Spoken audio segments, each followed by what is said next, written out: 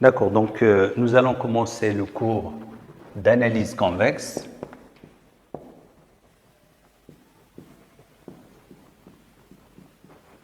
Ce cours est donné dans le cadre de la formation du master mathématiques et applications au sein de l'AFSC de Stades.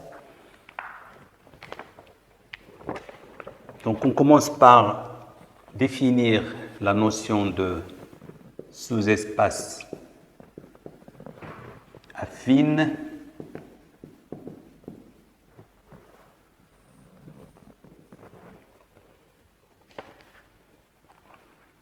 Définition.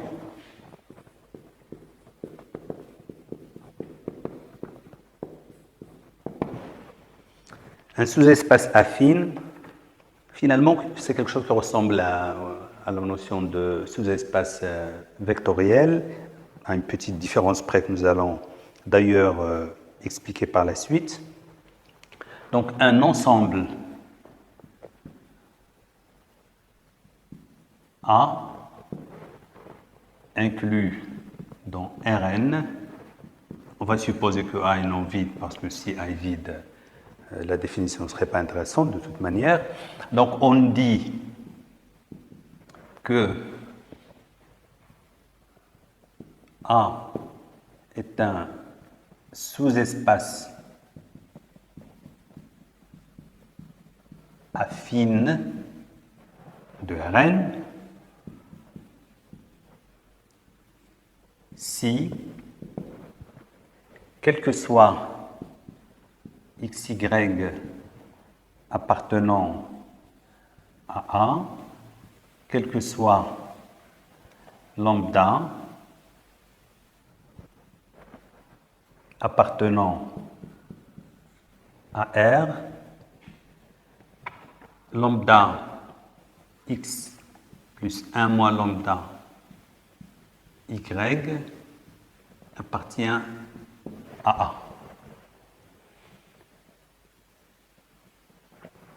Cela revient à dire que si vous avez A dans Rn, et si vous avez xy dans A, alors toute la droite qui passe par les deux points xy, je suppose là que x est différent de y, est incluse dans A. Parmi les propriétés d'ailleurs d'un sous-espace affine est justement le fait que si A contient deux points différents, distincts, alors il contient la droite qui passe par ces deux points.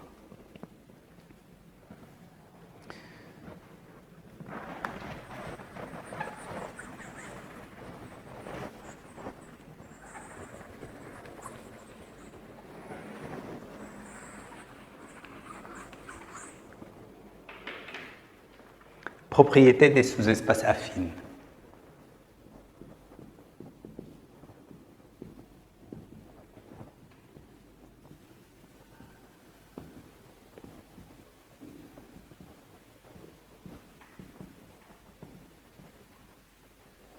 Là, évidemment, on considère toujours Rn.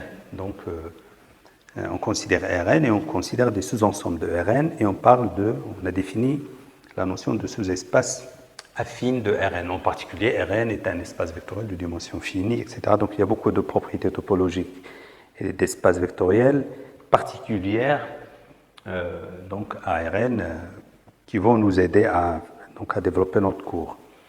Et donc, propriété, soit A sous-espace affine, donc je vais un petit peu simplifier les notations, A sous-espace affine de Rn, alpha appartenant à R et x point aussi point de Rn, alors x plus alpha A est lui aussi sous-espace affine de Rn. Donc, si A est un sous-espace affine, si alpha est un nombre réel, si x est un point de Rn, alors x plus alpha A est toujours un sous-espace affine. Deuxième propriété, si A est un sous-espace affine de Rn qui contient 0, alors A est un sous-espace vectoriel de Rn. Pour ces deux propriétés, on ne va pas les démontrer, ils sont faciles à prouver. Proposition. Cette proposition va un petit peu démontrer la deuxième propriété. Proposition, et même d'une certaine manière la première. Donc, si A est inclus dans Rn, toujours je considère que A est non vide, même si je ne le dis pas donc par la suite, je considère toujours que A est non vide. Donc, si A est un sous-espace affine de Rn et A, petit a, un élément de A, alors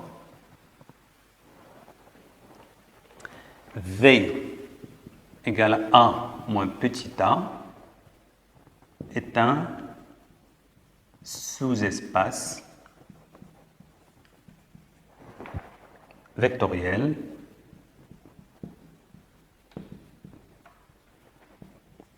de Rn.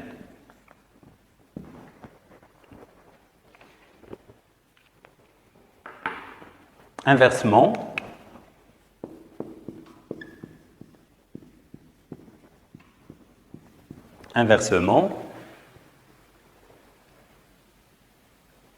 si V est un sous-espace vectoriel de Rn et petit a un élément quelconque de Rn, alors A égale à petit a plus V est un sous-espace affine de Rn. Donc nous avons là deux résultats.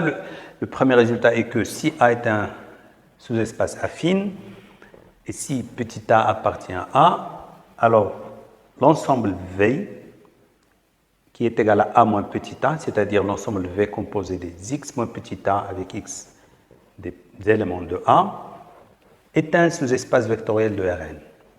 Inversement, si je prends V un sous-espace vectoriel de Rn, et je prends A quelconque dans Rn, alors A égale à petit a plus V est un sous-espace affine de Rn. On va faire la démonstration de cette proposition. Donc V, comme j'ai dit au début, donc V est différent d'ensemble vide car A moins A égale à 0 appartient à V. Une deuxième démonstration, donc deuxième point, c'est nous allons considérer alpha, bêta appartenant à R et V1, V2 appartenant à V. Montrons que alpha V1 plus bêta V2 appartiennent à V. Cela revient à montrer que,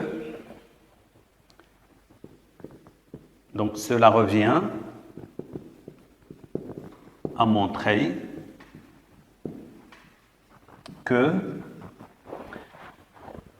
alpha V1 plus bêta V2 appartiennent à V veut dire que alpha, on doit montrer que alpha V1 plus bêta V2 plus A appartiennent à A.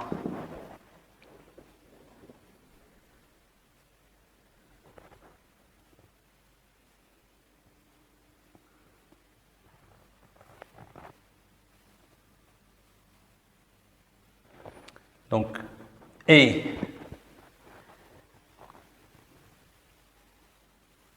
d'accord, donc alpha V1 plus bêta V2 plus A doit appartenir. Donc je prends V1, d'accord. Et puis, V1 appartient à V et V2 appartient à V, veut dire que V1 est égal à X moins A avec V2 égale à Y moins A, XY appartenant à A, par définition de l'ensemble V. Je réécris cette formule, donc je vais d'ailleurs appeler ça Z. Donc le Z, au lieu d'écrire alpha V1 plus bêta V2 plus A, va s'écrire, donc Z va s'écrire alpha X plus bêta Y, et puis j'ai moins alpha A moins alpha bêta, ce qui va me donner 1 moins alpha moins 1 moins alpha moins bêta, petit a.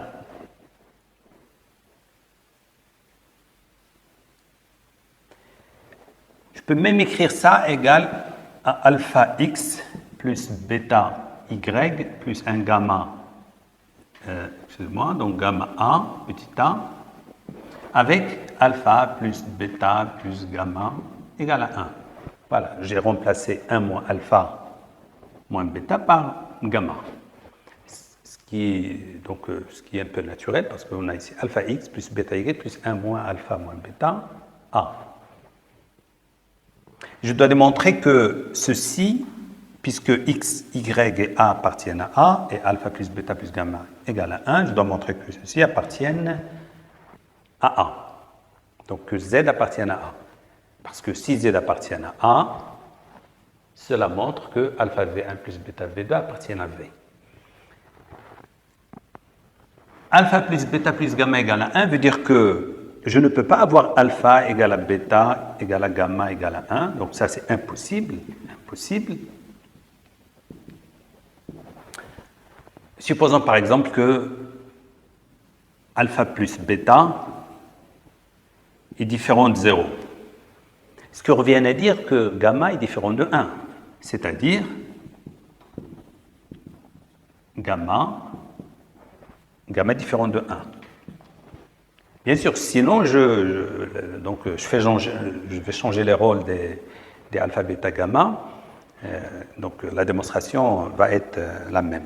Mais je suppose que, parce que je ne peux pas avoir alpha égale à bêta égale à 1 égale à 1, au moins l'un des trois nombres est différent de 1. Je suppose que c'est gamma qui est différent de 1.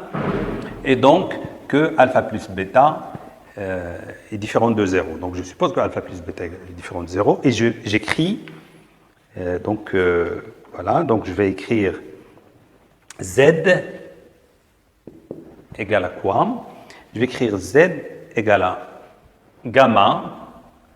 Gamma pour nous, c'est 1 moins alpha moins bêta. Donc gamma, Z c'est gamma A, plus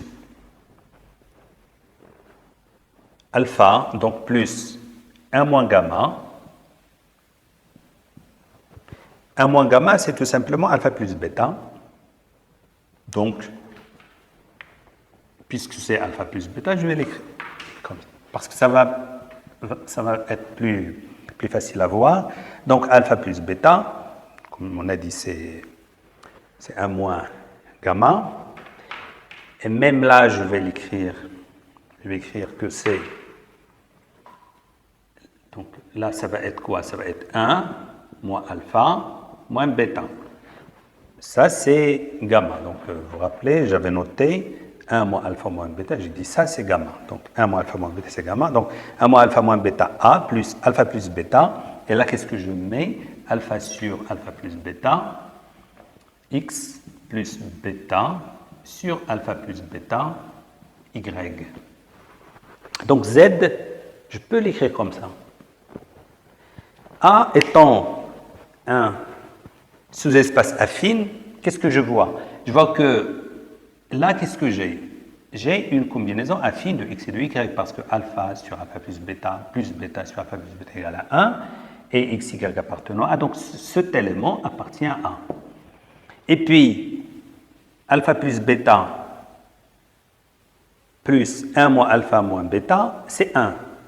Et j'ai ici un élément qui appartient à A. Et là, comme on vient de le montrer, c'est un élément qui appartient à A. Donc Z appartient à A, comme somme de deux éléments qui appartiennent à A. Si Z appartient à A, donc cela achève la démonstration. Cela montre, donc Z appartient à A, veut dire que alpha V1, donc alpha V1 plus bêta V2 appartient à V. Et donc V est stable par donc combinaison linéaire de deux éléments.